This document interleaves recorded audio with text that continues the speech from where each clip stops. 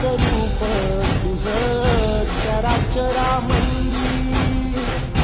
झाड येली पाना संग फुल तू सुगंधी भगताचा पाठीराखा गरिबाचा वाली माझी भक्ती तुझी शक्ती एक रूप झाली